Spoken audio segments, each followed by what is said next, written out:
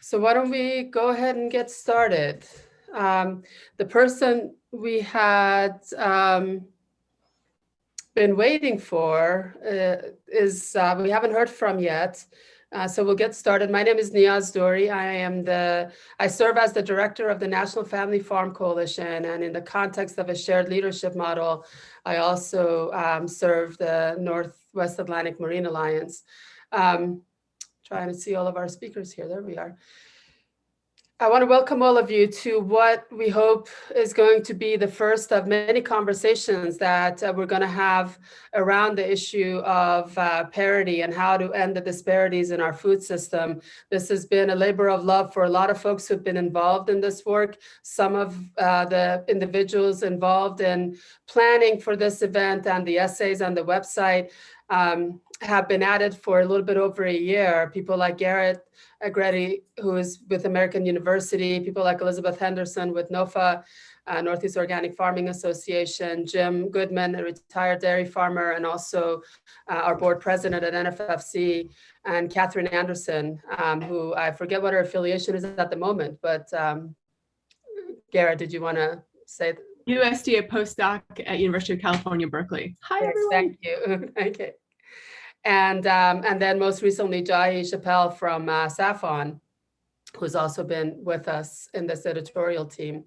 But this issue of parity, particularly parity as some know it, this as a policy goes way back. The history of it is beyond the year and a half that we've been working on this project.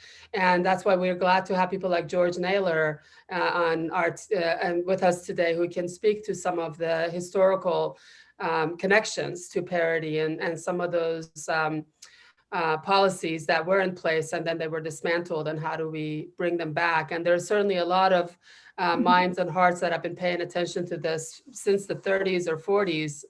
And so this is a long haul that has brought us to this moment where we felt it's really important to not only talk about parity as a policy, but parity as a concept, parity as a way to talk about how to undo disparities. As we'll hear from Cornelius with the Federation of Southern Cooperatives, parity doesn't mean the same thing to everyone, or it doesn't, it's not the right word to use with everyone, but we can still impart the values that we want to see with the concept of parity.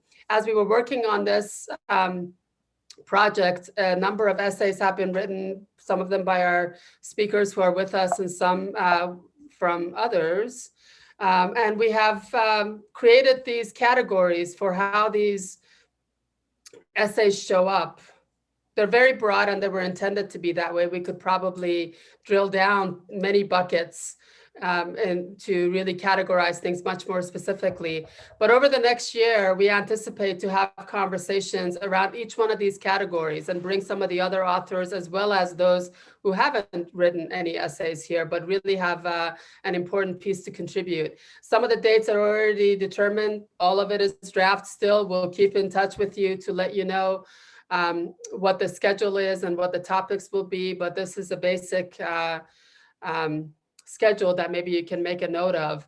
Today's featured speakers, I don't want to waste too much time with my words. I want to really get into the words of our guests here. And we sent you an email with all their bios. I won't take time to read through their bios. We have Cornelius Blanding, Executive Director of the Federation of Southern Cooperatives Land Assistance Fund.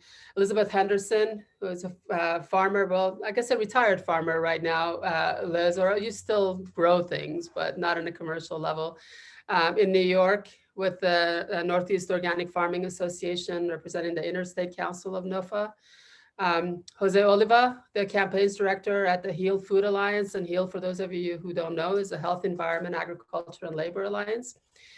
George Naylor, as I mentioned earlier, an Iowa farmer and one of our past presidents. And for those of you who want to dig deeper into parity policies, you should check out their website, Clarity on Parity, that George and Patty Naylor maintain. And then finally, we have Sarah Lloyd, a Wisconsin dairy farmer and someone who works very closely with Dairy Together, which has been a movement of dairy farmers to try to bring about some changes to policies to bring about parity in the dairy sector in particular.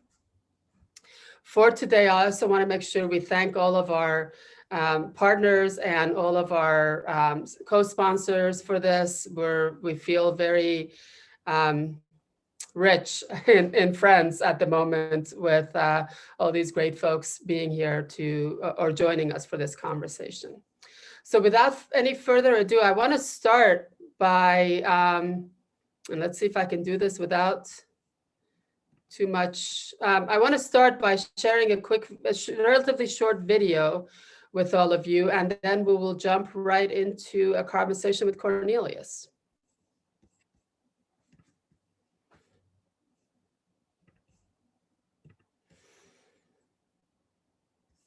And that's, of course, if I can find the right video. There we go.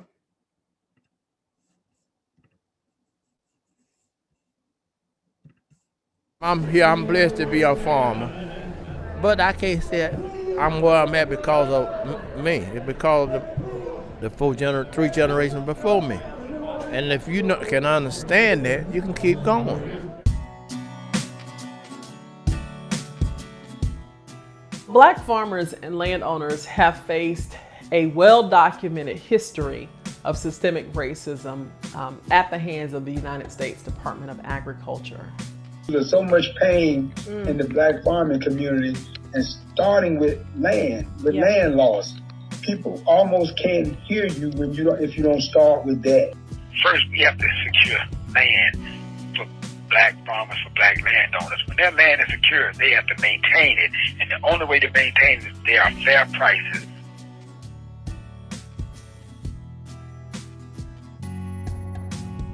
One of the hardest things foreign heirs property owners do is to get on their land.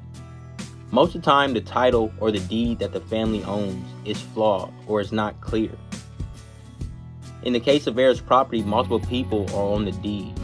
And when it comes to getting electric or water from the county or the city, this is almost impossible, because what they're looking for is a specific person, one individual, to bill and held accountable for the services being connected. When the title is flawed or not clear, that is also a sign to outside people to try to come in and capitalize and steal the land.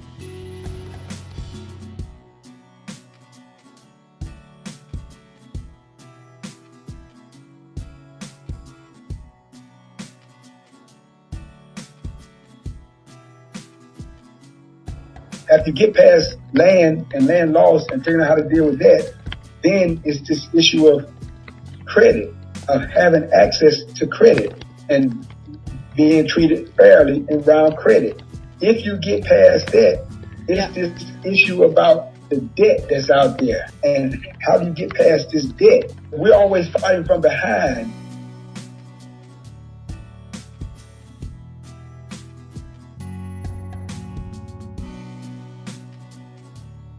There's not a lot of accessibility for farm workers, for a community of color, for the Latinos about farmland.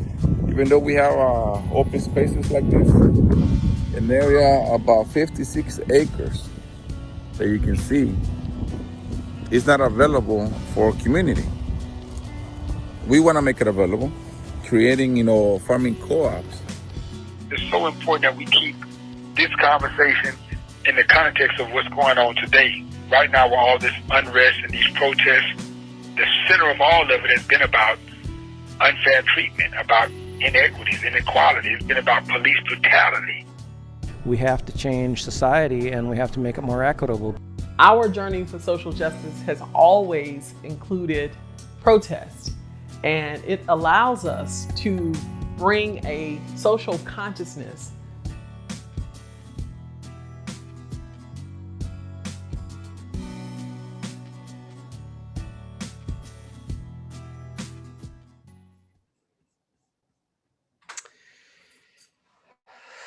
Well, I want to thank our partners at ActionAid for making the videos. You're going to see another one today, and there is more coming. And before we go to you, Cornelius, just want to... Hey, everyone. Welcome to Food Talk Live. Today, I get to chat with Jim Goodman, the board president of the National Family Farm Coalition. It's my video. Sorry. He's a fourth generation... Live with all its mistakes. So where was I? Yes, question and answers. We're going to have some time for Q&A. If you look at the bottom of your little Zoom box, you'll see a Q&A section. Please post your questions there. Some of them will get answered live. Many will pick some of them to have a live conversation with our speakers. So if you have a question you want to post to one of the speakers specifically, mention that when you write your questions up, and Jordan and Lisa from our NFFC team will be there to tend to the question and answer live section. So Cornelius, welcome. Thank you for joining us today. As I was reading through your essay, there was a couple of things that really stood out to me. One of them was how I saw my own experience with the word parity reflected in what I read in your essay. For being on the NFFC board, even before I was the director, I heard the word parity from George, from Brad Wilson, from so many people over and over again, and my eyes glazed over. I didn't understand it. I didn't know the history behind it. And I also heard it defined so narrowly most of the time about a certain set of policies that not everybody related to. And so as I learned more and my own point of view expanded about the topic, and I think the moment that the dime dropped for me that this is really the opposite of disparity, and disparity can show up in a number of different ways. And not to say that we can't have parity policies and bring about 21st century policies that address some of the needs that we've had for a long time. But this issue of how parity shows up or disparity shows up in different parts of our food system, I was really struck by the statement I read yesterday from you in response to the conviction of George Floyd's murderer about how this is an important step, but we also need to recognize that there continue to be inequities and disparities really in our system. So maybe you can start from there, because we've also seen some small movements towards some erasing some of those disparities, or at least making some headway through a couple of pieces of legislations that we've all heard about. Maybe we can start from there. You can tell us a little bit about the history of federation and this, but also what is happening now that gives you some hope towards ending some disparities, even though we still have some work to do. All right. Well, first of all, thanks, Niaz. This is an important conversation. I'm glad to be a part of it on behalf of the Federation of Southern Cooperatives and all the members and communities that we represent. Thanks to the National Family Farm Coalition and all of its members for starting this conversation, American University, and all the partners and sponsors who made this happen. So I really, it's an honor to be a part of this conversation. It's so needed, but sometimes we forget that in terms of having conversations and making sure that everybody's included in those conversations. Because when you do that, you start understanding everybody's perspectives. And that's what's needed in order to get to parity. But to your question, it's a simple word, but it's a powerful word. It has so much behind it, and we all come at it from different angles. We all see it differently, and we have to start sitting down together to make sure we understand it the same way, or figure out how do we communicate about it. How do we come to a common language to get at a common goal? And more importantly, to your conversation about what's going on today, it's reflective of our society, what's happening today. It's reflective of this world and how many people are treated. But there's a better path forward, and that the conviction in the George Floyd case is one example. It shows that what's possible, and it leads to a better system, hopefully. But we have to understand that all these systems are connected. And we can't get to parity in the food system until we get to parity or equality in the educational system, in the housing system, in the healthcare system, in the justice system, in every system in this country. And then we can start dealing with the food system as well, which is as important, if not more important, than all the rest of those systems. And so we have to understand it that way, but we have all these conversations in isolation. And it's about time that we look at them as all being connected, because we're all connected. And when we realize that, I think we'll start moving closer toward parity or equality. And to your point, there are many people who, when we say parity, and especially people within our membership, our organization, our communities, when you say that word parity, they may not have an understanding of what you're talking about, because that's not a word that we normally use in our organization that we've used in the past. But we do always talk about equality. We do always talk about equity, and it's the same thing. So understanding what we're talking about and how we talk about it is important. And so again, it's an honor to be a part of this conversation, so we can at least start understanding all the various perspectives, our perspectives, others' perspectives, and really start seeking some common language around this common understanding. But at the end of the day, it's about equality, it's about equity. And we're starting to see many of those things starting to be addressed in a number of ways. So there's a lot of hope, a lot of excitement in terms of some of this new legislation that's coming out that's starting to address these issues of inequities in our country, in our systems. And so hopefully they drive a path where we can start having more conversations, where we can start connecting our conversations, and we can start leading to that day of parity or equality and equity. Thanks, Cornelius. You talked a little bit about, in your essay again, you talked about some of the folks who have been around and have experienced the old parity policies, and for them, there's almost some trauma attached to the idea. They don't see it as doable. They see it as something, I forget what words you used.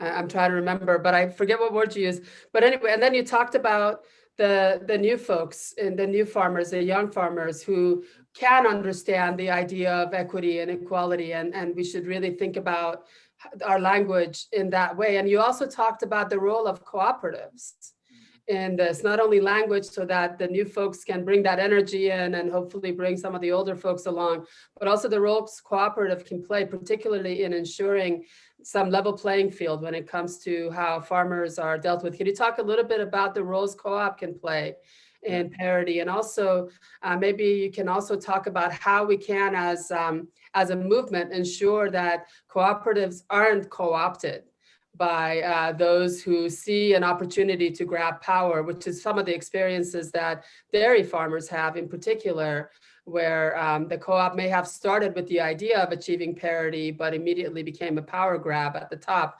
So can you talk a little bit about the role of co-ops and how you see us being able to ensure that they serve their function effectively and bring about that equality you're talking about?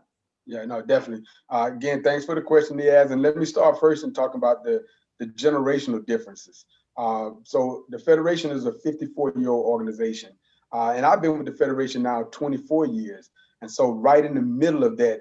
And so I had an opportunity and honor to deal with folks like Maddie Mack, who was a farmer from Kentucky, who was on the board of the Federation, who had been around forever. And Ms. Maddie Mack, she talked a lot, and there was a lot of pain around tobacco and how tobacco left the community in Kentucky, and where farmers, the position that small farmers were left, and Black farmers in particular. I had the opportunity to talk with many of the farmers in Georgia who were part of the price support system, the quota system around peanuts 20 plus years ago, and moving to a different system. And so seeing it from that perspective, and some of the older farmers like Ben and others in Mississippi who had a totally different conversation around fresh produce. And so all of their experiences were different, but you heard a lot of pain in all of those conversations and all of those stories around the quota systems, the tobacco system, and systems around pricing around fresh fruit and vegetable.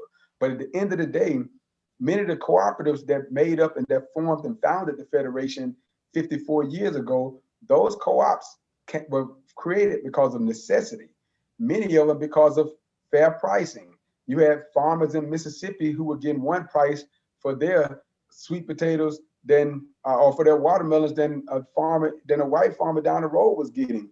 You had farmers in Louisiana who were growing sweet potatoes who were getting a different price than their neighbors. You had all these different scenarios, and these folks had to create cooperatives to survive. They were created out of necessity. Co-ops so they could truck their produce to Chicago and other areas to sell it to family and extended family and folks who journeyed during the Great Migration to these different cities.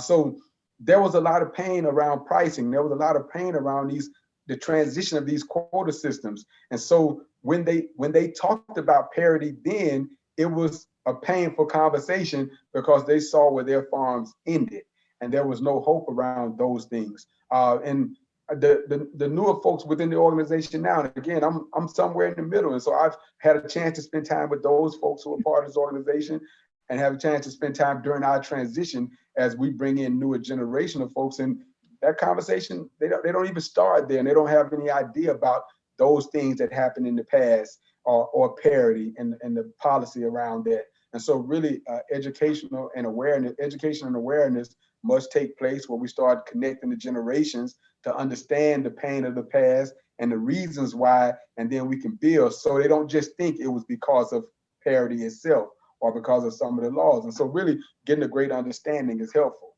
But for us, again, those co-ops were created because of those inequities and because of necessity, and they're still valuable tools today. At the end of the day, the average farmer who we work with, and when you look in the Black farming community, I think about 80%, a large majority of Black farmers are in the South. About 80% of them are farming 100 acres or less. And so you're talking about these small farmers who are struggling to survive. But one of the main reasons is this: besides the obvious discrimination, heirs property, and lack of access to fair and equitable credit.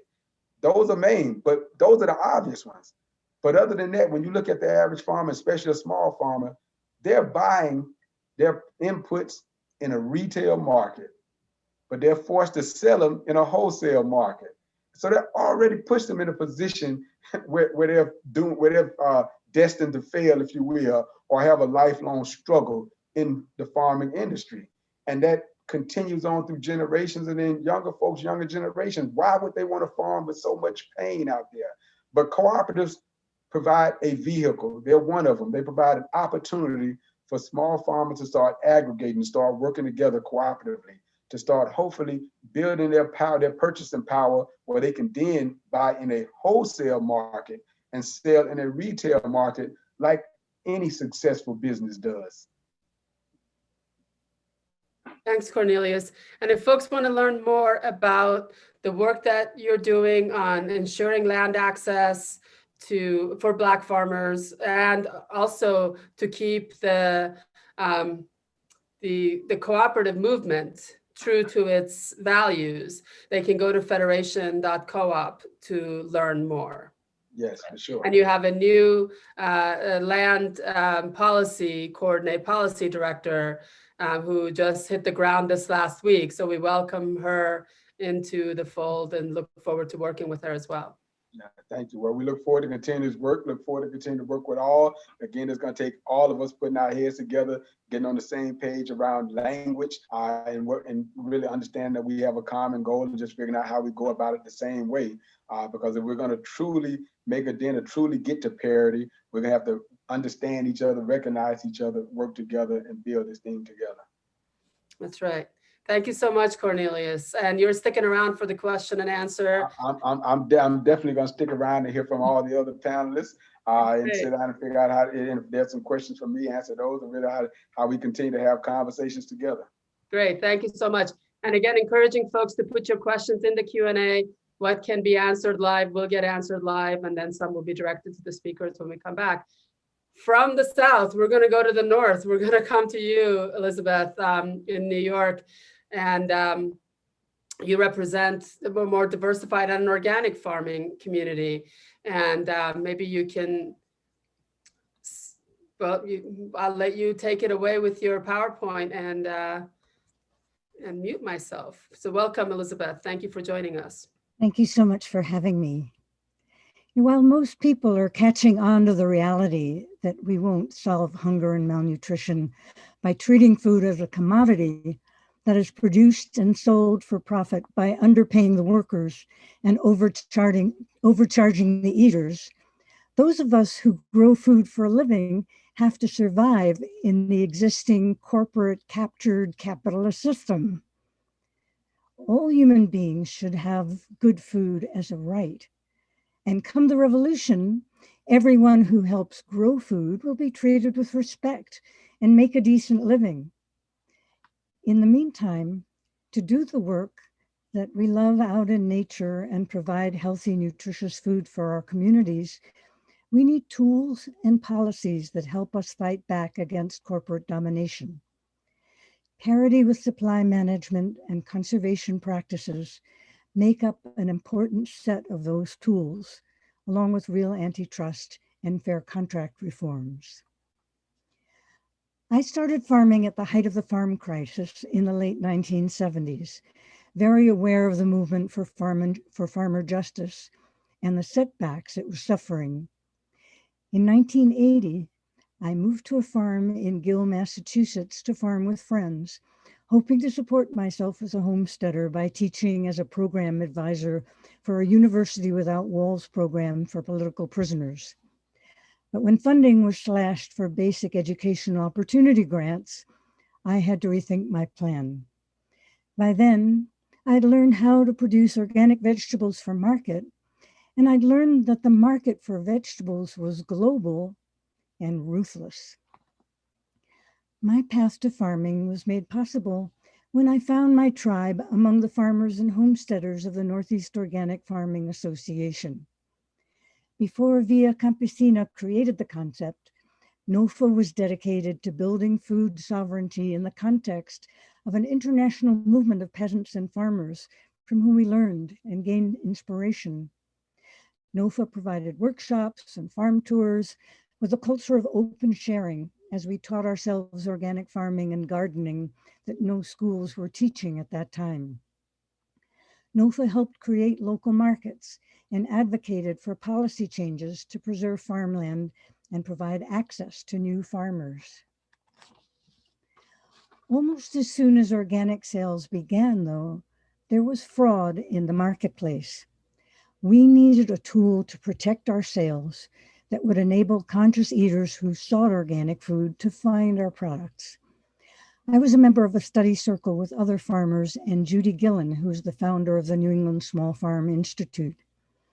Judy had contacts with the International Federation of Organic Agriculture Movements, IFOM, and recommended organic certification. That's how we got started, from the IFOM basic standards, which we adapted to meet our situation in Massachusetts. Almost all the organic standards in the United States took those IFOM standards as their template. And those basic standards include social justice.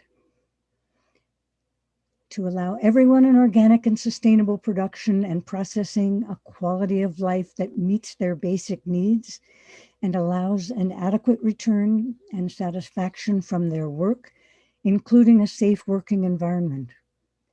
To progress toward an entire production, processing, and distribution chain that is both socially just and ecologically responsible.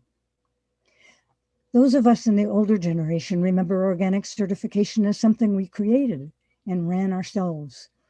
In Massachusetts, we used a highly participatory process with meetings around the state to hammer out the standards, which we then ratcheted upwards every year. From the start, the National Organic Program was missing some elements. And on behalf of the NOFA Interstate Council, I co-founded with CATA and other organizations the Agricultural Justice Project, which seeks to keep fairness alive in organic food and farming. AJP created a certification program, Food Justice Certified, as an add-on to the National Organic Label. The premise is to reward with market recognition farms and food businesses that use fair practices and help farms with good intentions to realize their social justice values with technical assistance and resources. Today, younger farmers think of organic certification as a government program. Our movement gave birth to this government program, and it has helped hundreds of thousands of small farmers around the world to gain access to better markets through organic certification. However, the label is in trouble from reports of fraud, from agribusiness pressures, and from the National Organic Program failure to enforce the standards with vigor. As a result, mega dairies and hydroponic vegetable operations are underselling real organic farms. Yet many farms continue to depend on the organic label for access to the market and for its communication value with eaters. The National Organic Standards Board remains an important voice where stakeholders can have a say in running USDA. And for the moment, it seems like the best strategy is add-ons like food justice certification and the Real Organic Project. Another important set of tools is through direct sales that cut out the middleman. As Booker T. Whatley taught, shun middlemen and middlewomen like the plague, for they are a curse upon thee.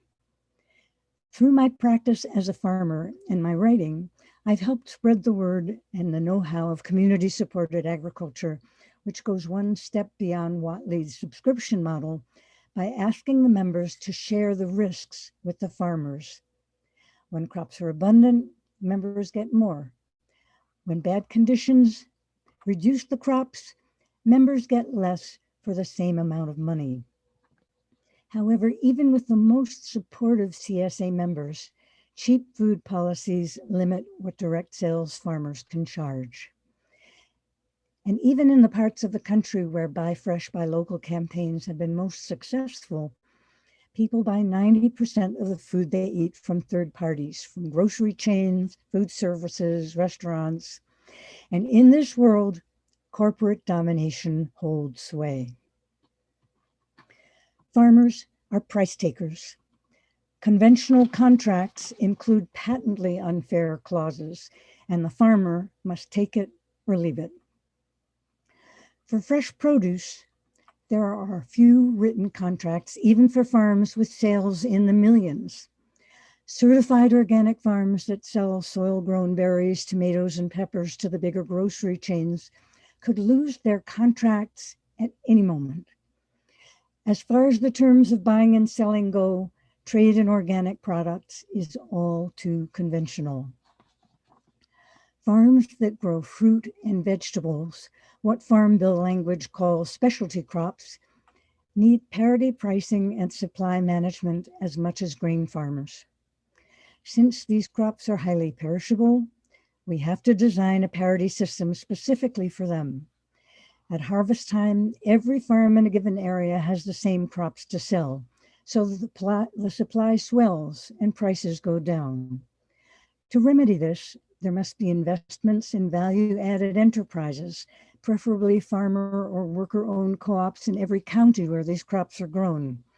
When excess supply threatens to lower prices, the fruit and vegetables could be frozen, canned, or dried, or made into products that could be stored for use year-round. Limiting the supply that is sold fresh would stabilize the price, just as CSA pricing does by charging in advance for an attractive bundle of crops. In addition, investing in local and regional processing would stimulate local economies and provide many jobs. In designing this new parity system, we can take inspiration from the Federation of Southern Co-ops and get practical pointers about how to run a cooperative well. We need to find a way to ensure that there is democratic and participatory system on the county and state levels, where stakeholders can hash out decisions about what supply of each crop is optimum, what loan levels are fair, and who gets the benefits. The moment has arrived to make big, unrealistic demands. It is time to dismantle racism and end corporate domination with its policy of cheap food financed by theft from the people who do the work. We have the opportunity of a lifetime to create a program for a just transition for agriculture with the social and policy changes that lead toward our vision. Instead of subsidies that prop up constantly falling farm prices and really only subsidize the big processors and import exporters, we must have a parity system of fair pricing with supply management, We must have a stakeholder-driven process that is respectful of differences, diverse, honoring our ancestors and the indigenous roots of our practices. Together, we can build the giant coalition based on the intersectionality of soil health and social justice so that we can bring to life a food system grounded in agroecology, health, justice, and equity, a food system worth sustaining. Thank you.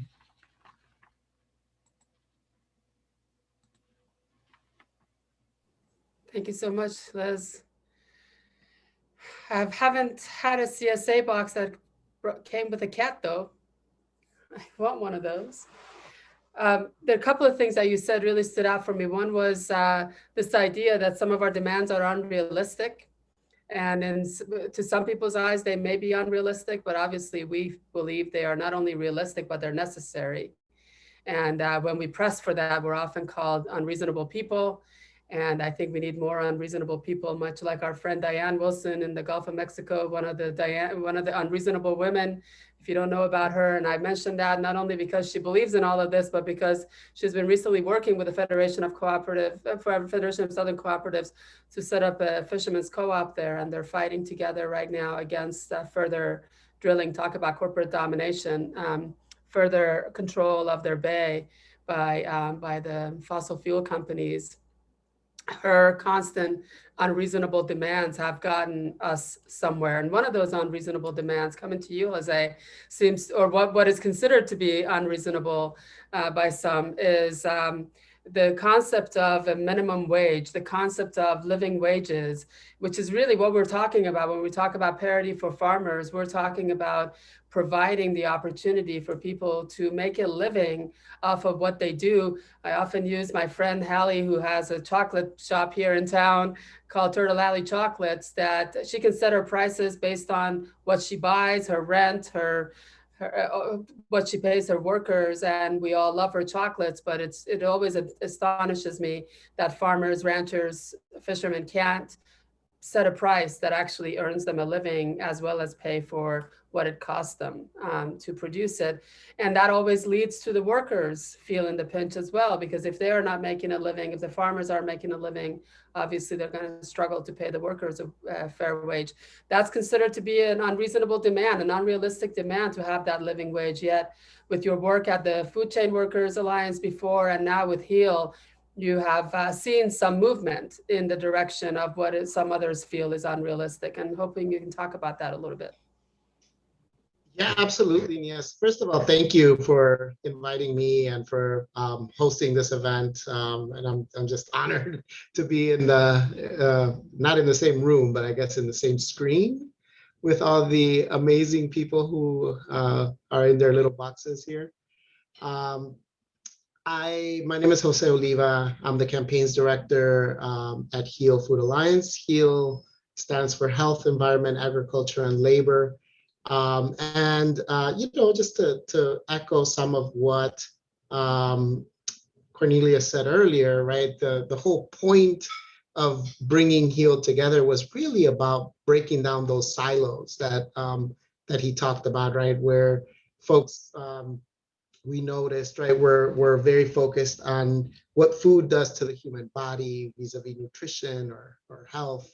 Or what food does to the environment in terms of both the outputs, food waste, but also the production methods of food, or what food does to communities in terms of access to good food, or in both rural and urban areas. And then, of course, labor, which I'll talk a little bit more about in a second, right? And how the food system is impacting workers.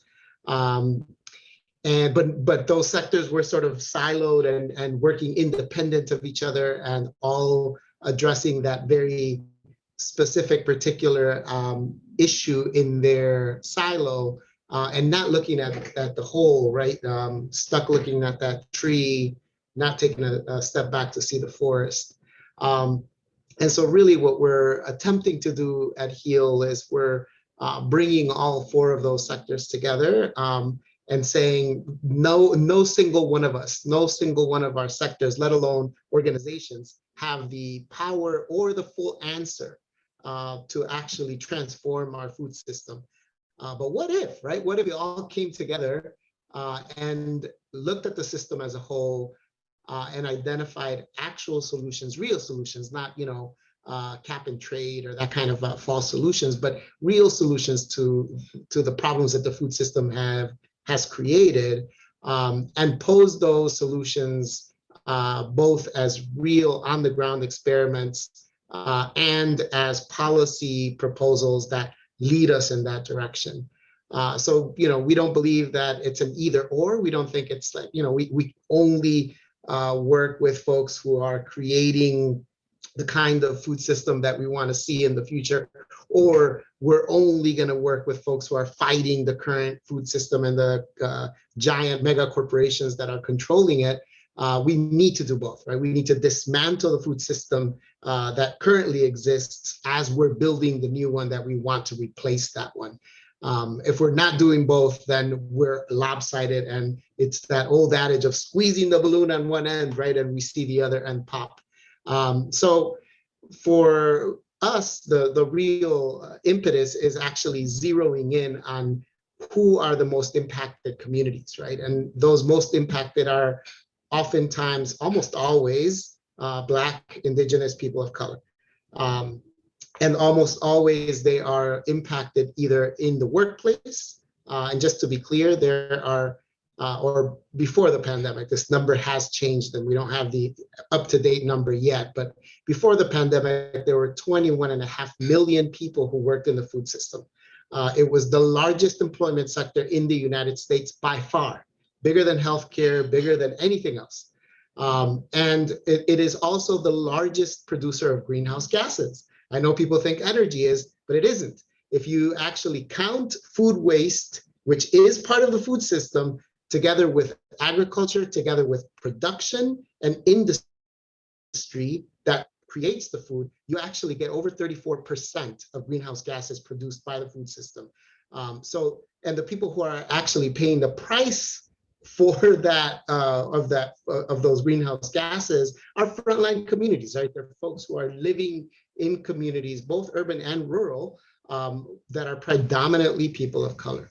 And so to us, that was the first step, right? Identifying which communities were the ones that were sort of feeling the brunt impact of the food system, bringing them together, creating a coalition that represented not just them, but also consumers and farmers and a whole host of other folks that could actually speak directly to the impacts of the food system.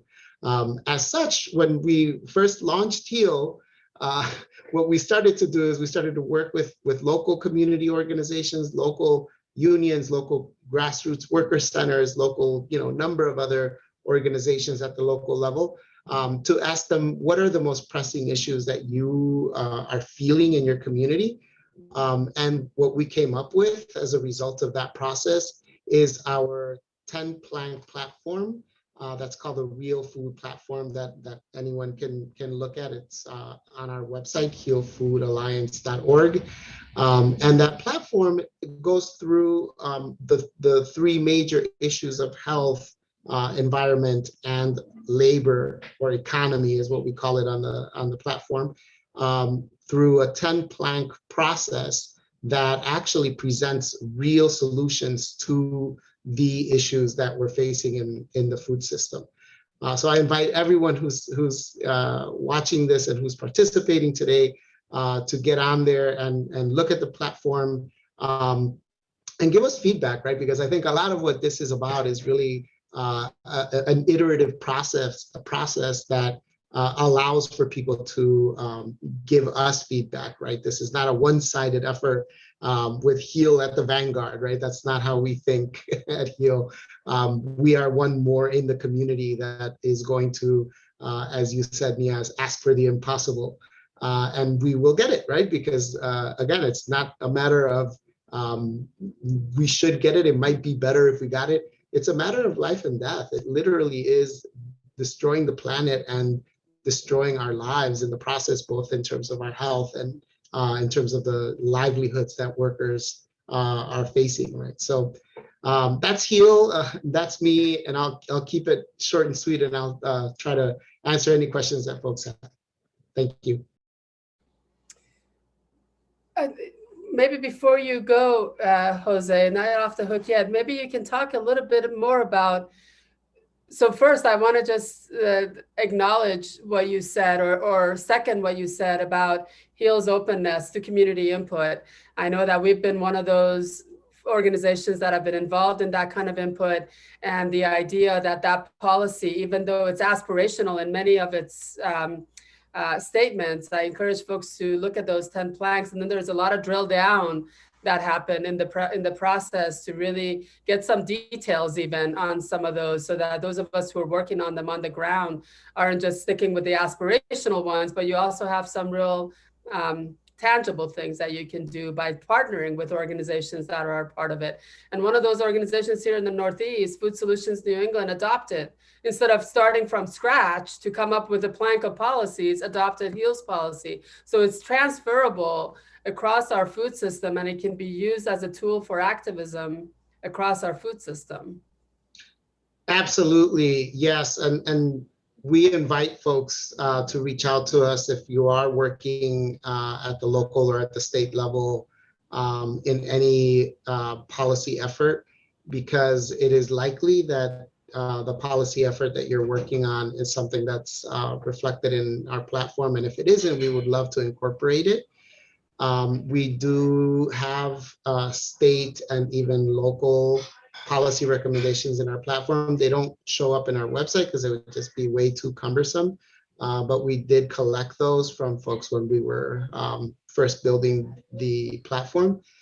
So it's something that we are happy to share, right? And happy to work with local folks to enhance and to make, the goal of having this platform is not that it would create a central place for HEAL in any way. It really was that we would have a place where we could all go to actually work together and build power, right? So anyone who's here and who might be listening to this later on is invited to reach out to us, and we will work with them on building out policy. Thanks, Jose. And again, that's healfoodalliance.org, correct? And HEAL also has, we know that a lot of these aspirationals are so-called impossible or unreasonable or whatever goals we can achieve by having people in the pipeline, and even in the political pipeline. And HEAL has a School of Political Leadership where some of those who want to learn the political skills to feed into the system can also take advantage of that. I think the new cohort just got installed, so you got to wait a year before you can go into the next HEAL School of Political Leadership program. Thank you, Jose, for joining us. George Naylor, one of the folks that I heard the word parity from more than anybody else at the beginning of my time with NFFC when I was on the board. You have a mind full of parity. You have mined the concept of parity. You've lived it, both the disparities and parity that we all know about historically. We're glad to have all of your wisdom in this, and hoping that you can maybe take us on a historical journey about parity, but also what's really, what are some of those so-called unrealistic things that we can accomplish based on what we know and where we're at right now in our food system. Unmute yourself, don't forget. And again, encouraging folks to add their questions. We got it. Yes, thanks, Niaz, for that nice introduction. And it's a real honor to be on this webinar. I'm real proud of the National Family Farm Coalition for resurrecting this important idea, because it's a universal idea that's relevant for all time, not just in a crisis like it was during the Great Depression and the Roosevelt administration, but for all time. And I'm unfortunate, it's unfortunate to say that when I was president of National Family Farm Coalition, we didn't talk about parity nearly enough.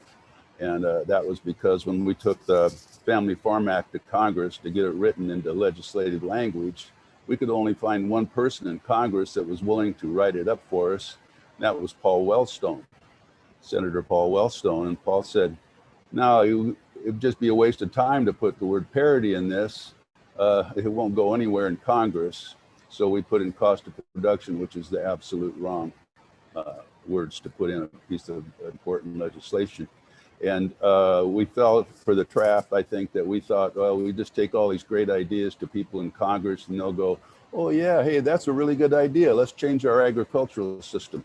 No, that's not, we should have been communicating the word and concept of parity to the people, because unless we repurpose our government to serve the common good and reflect the democratic decision-making of we the people, parity or many of the other reforms that we need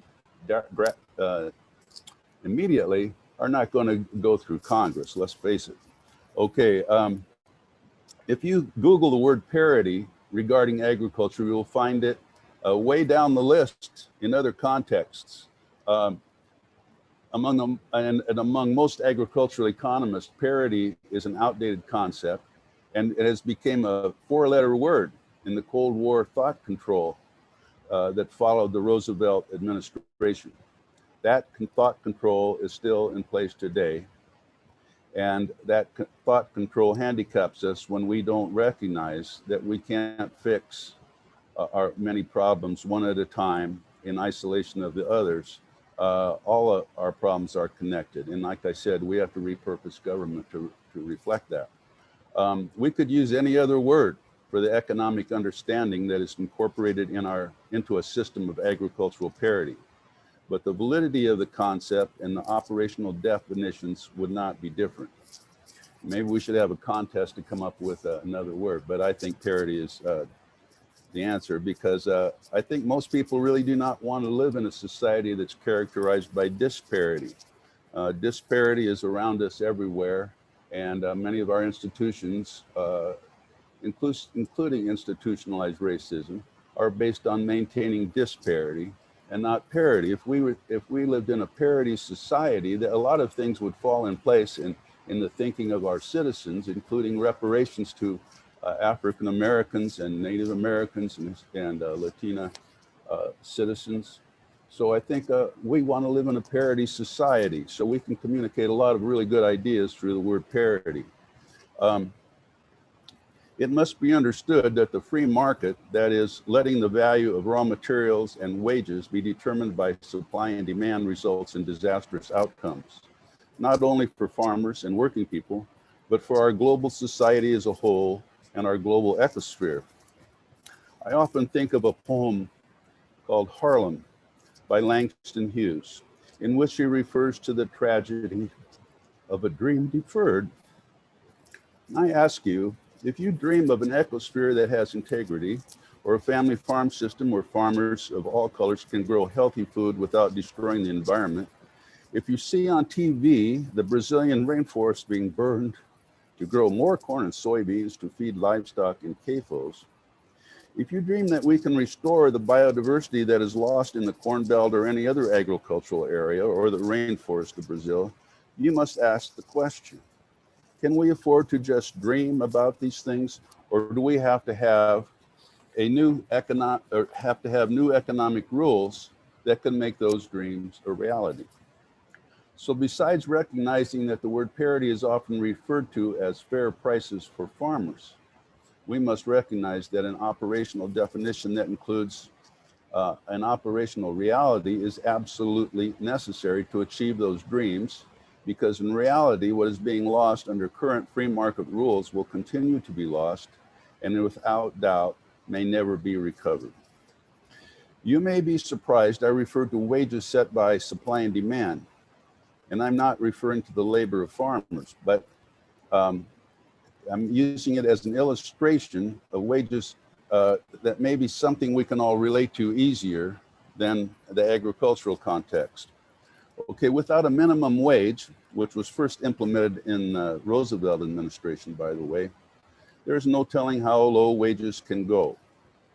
And the current minimum wage of $7.25 hasn't been increased since 2009.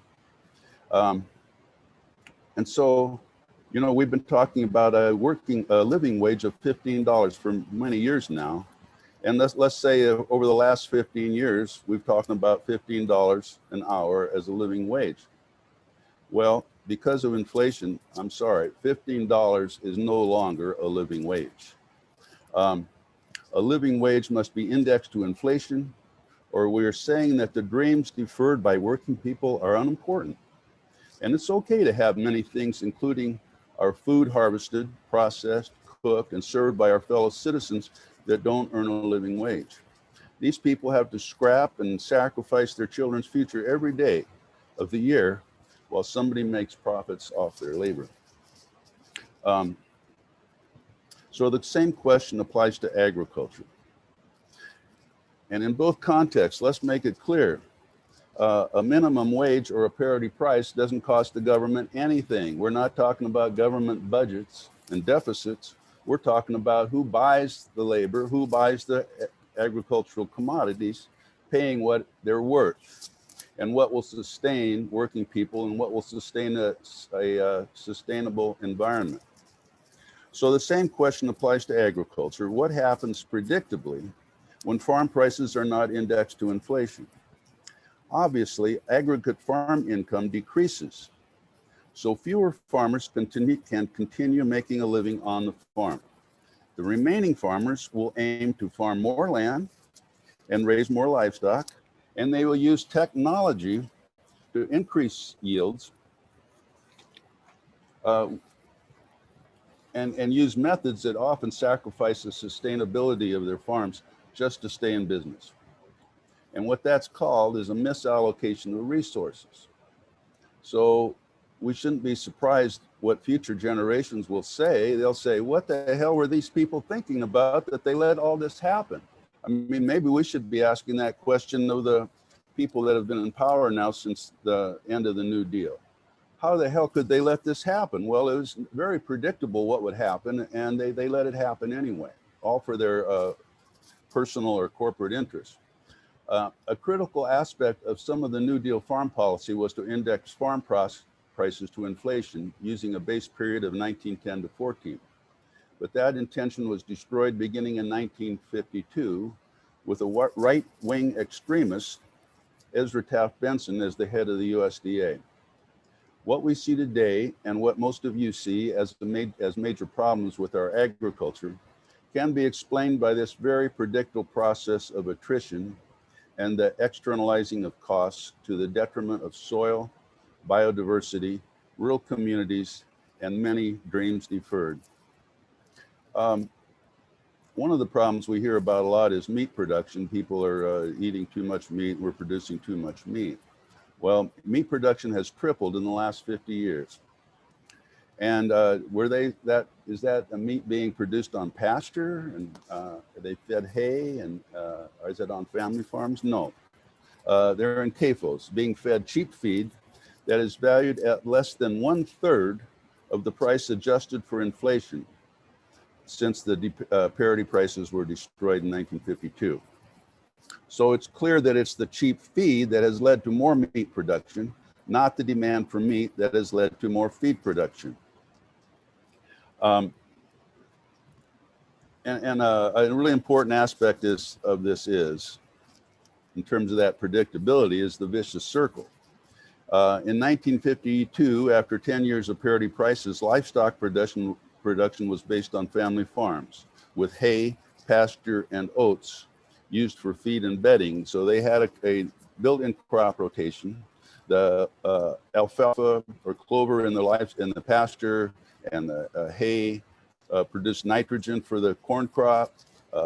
Weed control was very relatively easy. It could be done without chemicals. But now that we see that cheap feed led to more and more cheap livestock, and I think an important thing I ran across when I was a younger farmer in Farm Journal, this economist John Martin gave this advice. He says, if you're going to raise livestock, don't bother to raise the feed. It's cheaper to buy it.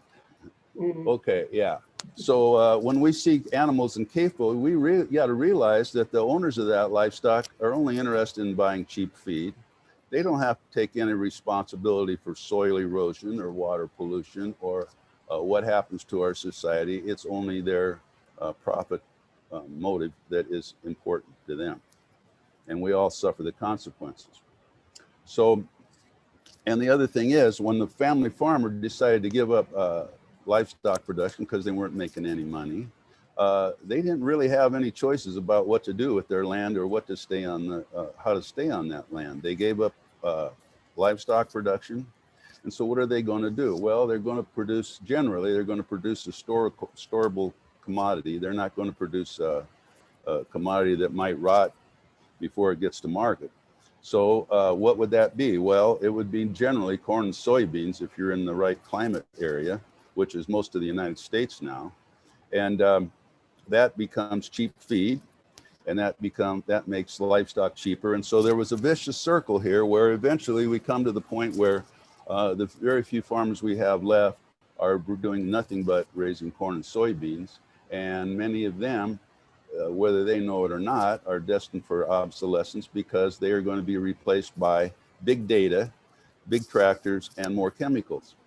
Now, Iowa State University Weed Guide of 2012, which is a guide for farmers to know how to combat weeds, it says, history has shown that a weed control program that depends solely on chemicals is bound to fail. Well, I've described the agricultural system that selects for bigger and bigger and bigger farms where weed control can only be done with chemicals. Okay, no cultivation, no hand weeding, no, just chemicals. So what does that tell you about the agricultural system we have? It's bound to fail, and it's failing right before our eyes. Even the chemicals are failing. So it's time to take all this to heart and really be dedicated to making big changes. And the transformation we want won't happen without a comprehensive just transition. We can't just ask for parity prices without total operational features. We need a price floor, which is created with a non-recourse loan for storable commodities. We need supply management, and I think quotas is the answer to that, because just think a minute, in the current system, or any time that you're thinking that prices ought to be determined at a casino called the Chicago Board of Trade, you're always going to try to produce as much as you can. And nobody's going to say, well, you can't do that. You know, it's a thing that farmers do, is produce as much as they can. But no, that's a disaster. So what we do is we give farmers a quota.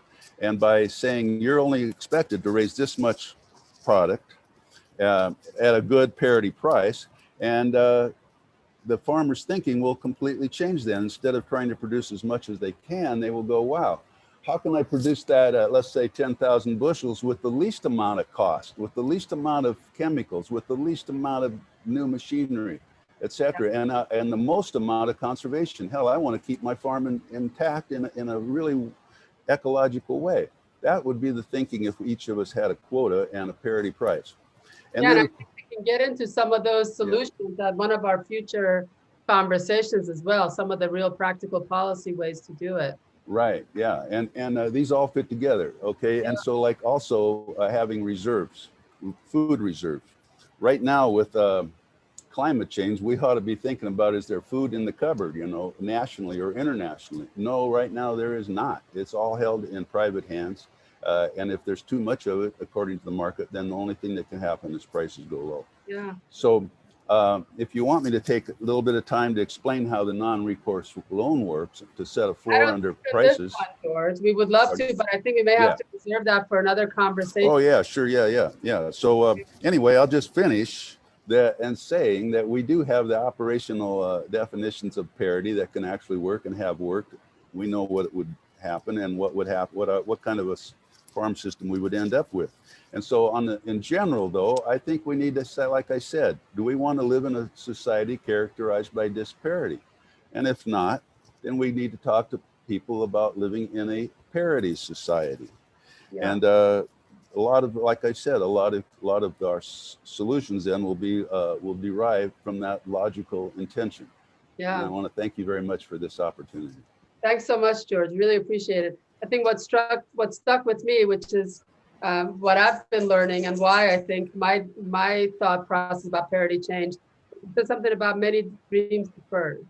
And I think some of the social unrest that we're experiencing, especially coming out of rural America, is because so many dreams deferred. And at the root of that is really this issue of disparity that so many in rural communities have been experiencing for quite some time.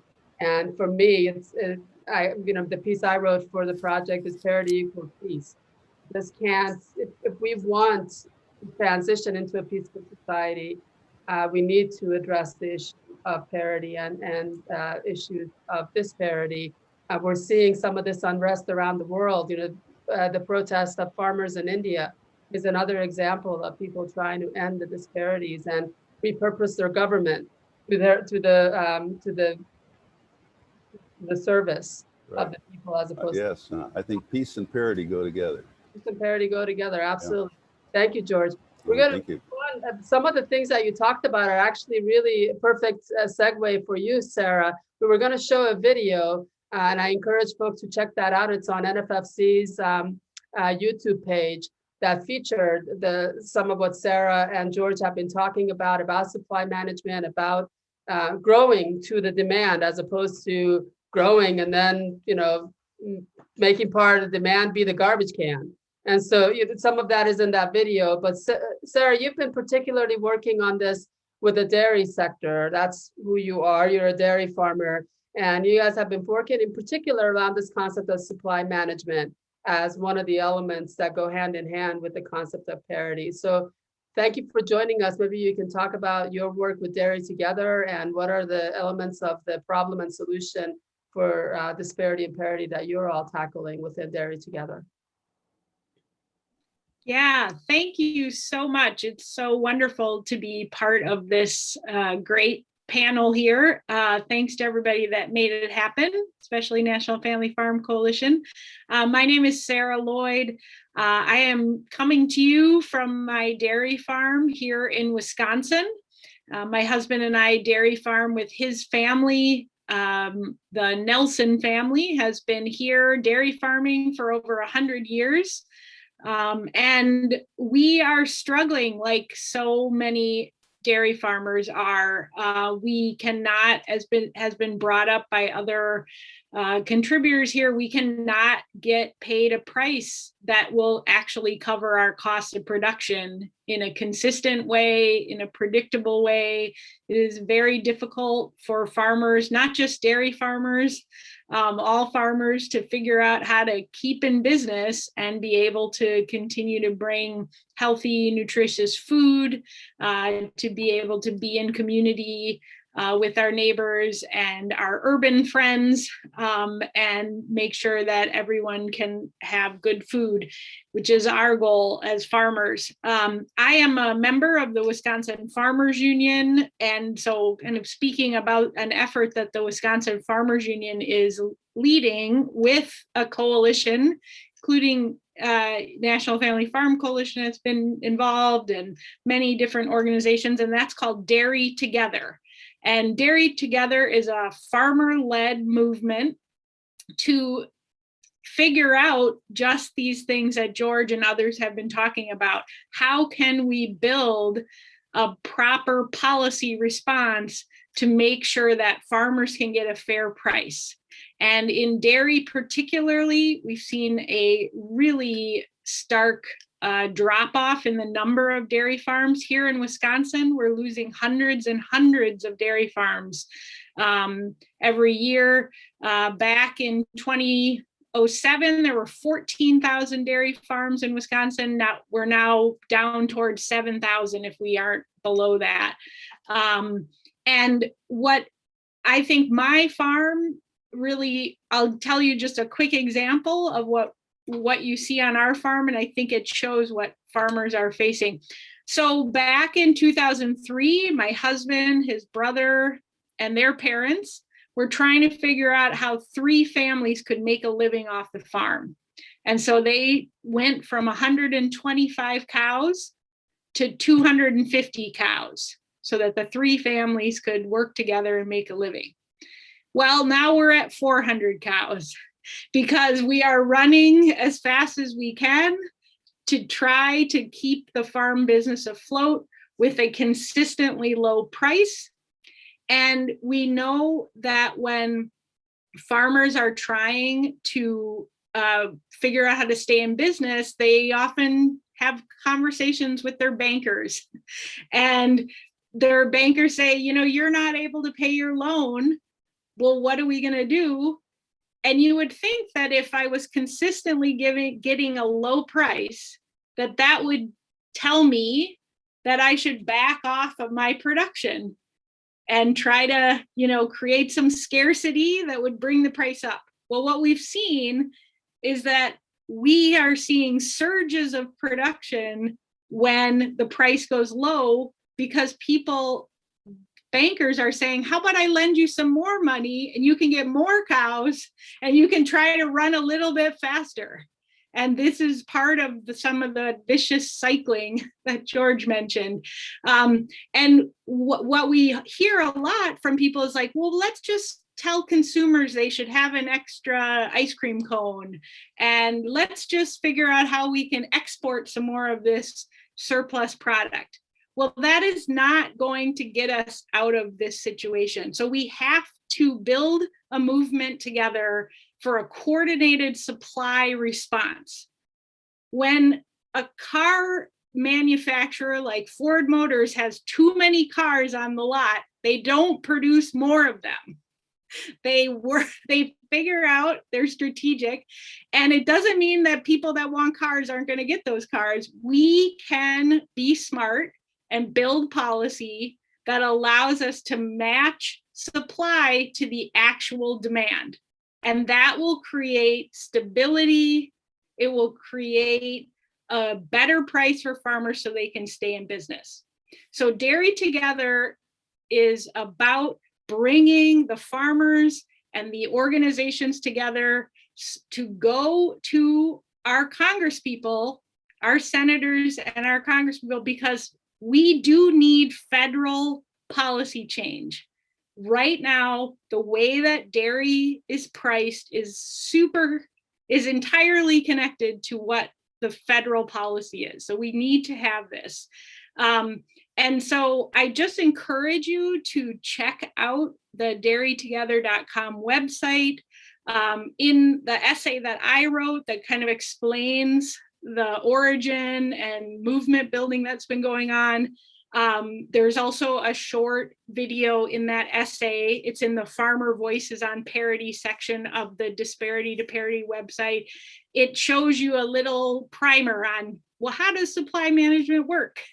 And we can do this. It's done in other commodities. Potatoes have used it over the years. Cranberries uses it. It's not an alien concept. And so I think the important thing is that we need to create the stability in the pricing. We need to make sure that new and beginning farmers can get into dairy farming if they want to, so we can have policy that can solve those problems. We need to make sure that farmers have oversight of any system that gets developed, but we are very smart people here around this table and around the country, and we can come up with real solutions to this, but we're going to need to do it together. And right now it's the farmers and the farm organizations. I am looking for the processors and the grocery stores, and we need to be in solidarity with workers, both those workers that are on our farms, workers in the processing plants and the distribution, but also workers in general, because I need, as a farmer, I need eaters to have a good living so they can afford to buy my product at a reasonable price that supports me, and they can have healthy food. So I need to be and want to be in solidarity with them. And I've heard that very nicely today, that we got to be in this together. And so I just, if there's a glimmer of hope, it is that we can do this and we can do it together. And, we can get way down into the weeds on how some of the policy things can work. And, full disclosure, I work off farm for the Center for Integrated Agricultural Systems at the University of Wisconsin. And we've actually been working with farmers and farm organizations to bring the dairy economists to the table to mess around with how the policy could work. And we can do this, and our land grant universities can actually help us figure this out because they're supposed to be working for us. So let's do that. And I invite you all to the Dairy Together movement. Thank you, Sarah. Yeah, definitely.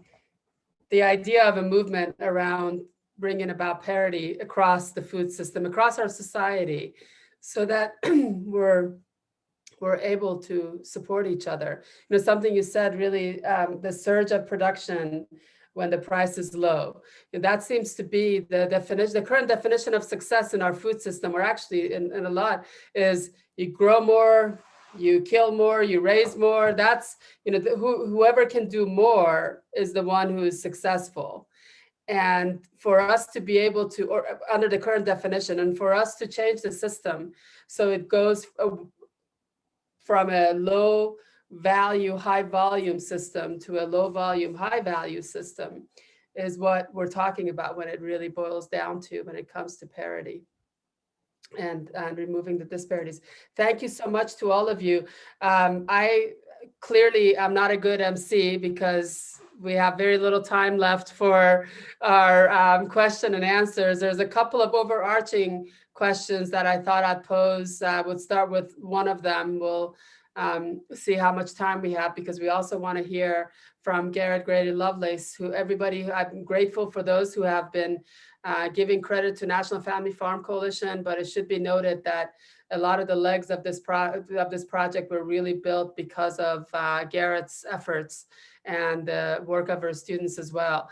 And so we want to hear from her before we close. The one question that we wanted to hear from everybody, and there's been a little bit touched upon here by all of you, but maybe you can spend a couple of minutes, just a couple of minutes each of you, to get a little bit deeper into what are some of the things we can ask members of Congress? What are some of the legislative opportunities that we may have to address some of the issues that you have individually brought up? Why don't we start with you, Liz, and then we'll go to Cornelius, and then we'll go to you, Sarah, and then George. And we have lost Jose. We knew he had to go. He had a board meeting. So there's only 4.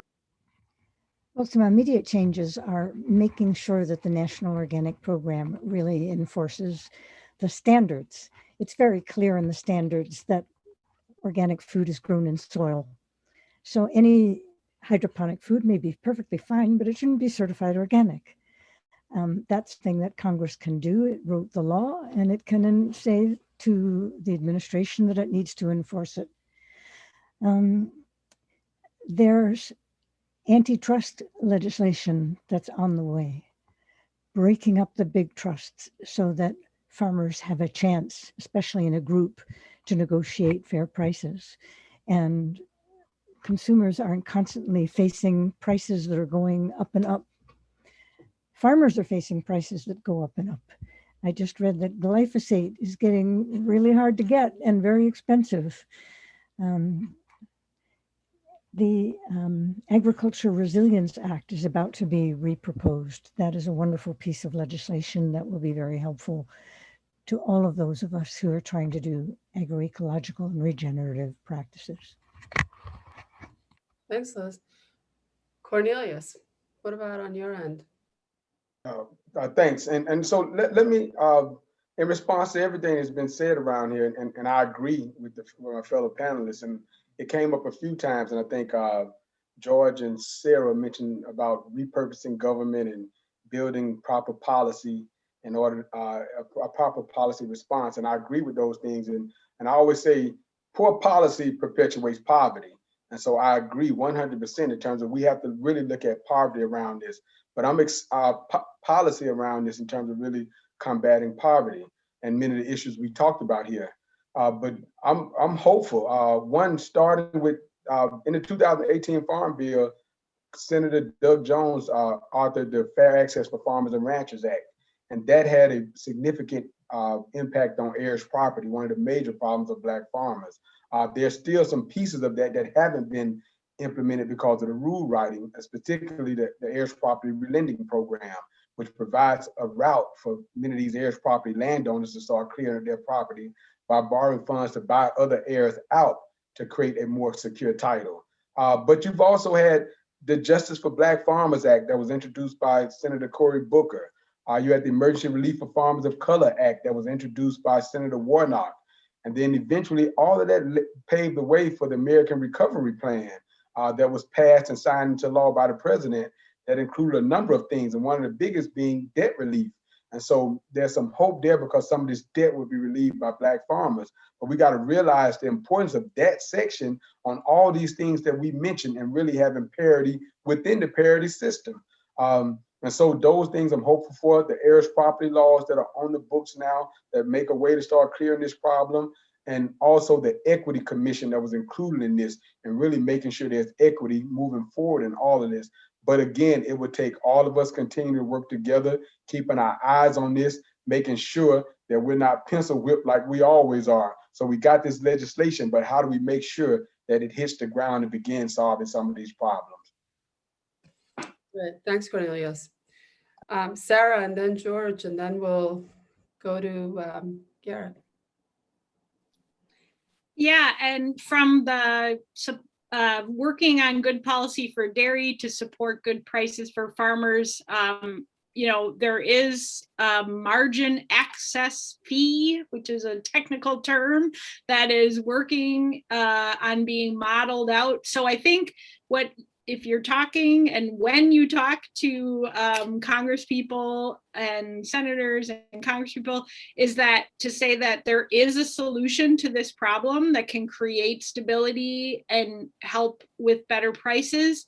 Farmers are figuring it out with the help of ag economists, and don't let them tell you, oh, but that means that consumers will automatically have to pay a higher price. That is not true. The modeling that is being done is showing that you can raise the price paid to farmers for milk and you have a very insignificant impact on what the consumer would pay. It's around 11 cents a gallon, and that assumes that the consumer absorbs the whole price increase so that the grocery store doesn't take any of that price increase, the processor, the distributor. So that is the most common thing that powerful interests like to do, is try to pit the consumer with the against the farmer.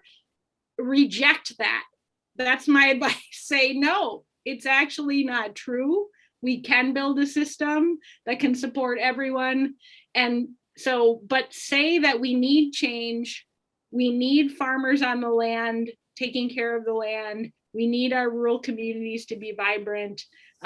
And we can come up with better policy. There's a new farm bill that's starting to be negotiated. It is the time right now to have real change. Thank you. And there's certainly a lot of us coming together around the next farm bill reauthorization process. George, national policy, what should we be asking? Well, I would say don't get your hopes up about any kind of legislation addressing our problems. I've been doing this thing now for 45 years. And but you have a bigger group of people hugging you around it. I do what? You have a bigger group of people around. Yeah, I know. Well, that's wonderful, you know. But one time we had tractors. I was on a tractor circling the mall in Washington, D.C., and we still didn't get decent legislation. So, that's why I say we need to convince our citizens of what's necessary and what kind of a government we have and what kind of policy we have. Because really the consumer, there's 40 to 50,000 products in a big supermarket today. And you think about them and you wonder, well, what the hell is that? I wouldn't buy that, but somebody does. And somebody makes a hell of a profit off of it while the farmers don't make anything. So the real consumers of agricultural commodities are not what we think of as consumers. They're multinational corporations that manufacture food products. And as Brad Wilson's pointed out, when we export commodities at less than what it really costs to produce, it's a detriment to our national economy. So this policy doesn't make any sense except for people that make profits off of really cheap commodities. Well, we'll keep working at building the movement. Another tractorcade, who knows? We'll see what's coming up. Thank you all. We do have a bunch of questions we didn't get to. We're trying to figure out how to save them so that we can see if we can get some of our speakers and our editorial team to answer them and share them with all of you. We will be sharing the taped version of this as well, so stay tuned. And I want to thank all the speakers and all of you who attended. And I want to thank Garrett for your commitment to this, not only to the work that we've all been doing, but also this issue, and giving us the sort of the motivation to bring it back to life. And if you could just close us, and I'll say goodbye. So, Garrett. Greetings, good people, and welcome to this historic virtual gathering. I have so much gratitude to the panelists for their wise words today and their wise work in general, and to their respective large coalitions, federations, alliances, and communities that they represent. And to our esteemed co-hosts and co-sponsors, it's an amazing lineup of logos. And to you, the audience, the roster of registrants today is a remarkable convergence of people and organizations with a shared commitment to Earth stewardship. Happy Earth Day, happy Earth Week, every day's Earth Day, and a shared consciousness that ecological well-being means dealing with ag policy head-on. Agriculture at its worst brings extremes of environmental and social exploitation and oppression, empire and plunder. But it has also encompassed agrarian resistance, survival, and defiant flourishing. From the Haitian Revolution onto Fannie Lou Hamer, Black agrarian and indigenous-led alternatives to colonialist models of agriculture center food and land relations of mutual nourishment. Indeed, decommodifying food altogether holds ancient and future wisdom. But in the meantime, in the ravages of late agrocapitalism, we navigate how to support agrarian livelihoods, not just for one or two, but for a whole diverse new BIPOC-led generation of people and cooperatives growing and raising food for a living. This is such important work to cultivate nourishing food amidst climate disasters, to heal land and water and agricultural biodiversity, to respect all food and farm workers with either cooperative ownership or dignified work conditions at the very least. But in exchange, they deserve reliable, fair prices for their product and a reasonable scale of production and protection from the predatory agro-corporate buyers and input sellers, balancing the scales on all levels, puns included, coupled with an end to an ecocidal treadmill of commodity crop overproduction with this vicious cost price squeeze, debt trap, and consolidation into agro-industry giants.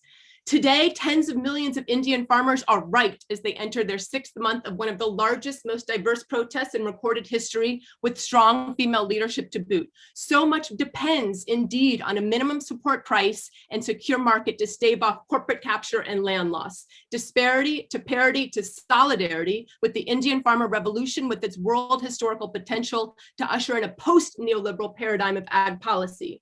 Solidarity also with migrant farm workers who are just farmers without land, themselves crossing militarized borders from Mexico, Central America, and the Caribbean, having been forced to leave their own rural communities due to agrarian crises from neoliberal trade and the crushing impacts of US dumped glut. We'll be translating our disparity to parity content into Spanish, Hindi, Punjabi, Tamil, and other languages to form transnational solidarity and dialogue to dream, negotiate, and actualize new multi-scalar ag policy paradigms. So it's a journey. I want you to check out Land Back Movement. We're in solidarity with the indigenous movements for territorial sovereignty, but thinking through how do we envision a way to update disparity pricing and supply management for more restorative, regenerative, and reparative directions. So just very quickly, I want to explain that it is a research project in addition to a community partnered coalition. So we're going to need research for this movement and this broader vision. We have a shout out to Brad Wilson, who's a mentor for the project, and I've been working with a team of practicum students at the American University School of International Service, including Susan McRae, who's been writing a report on increasing government equity for Black farmers, building on the Justice for Black Farmers Act and relating it to parity. Lauren Bowman, who's doing an oral history project in video and documentary short, thinking through intergenerational knowledge transfer as a foundation for updating parity. Fatou Jambai joining us from Sierra Leone, Emma Marks and Matt Penberthy, thinking through natural climate solutions that go beyond just cap and trade into real comprehensive policy reform that balances supply and demand while ensuring fair prices to address systemic drivers of overproduction. All of these climate policies will fail unless they deal with ag policy head on.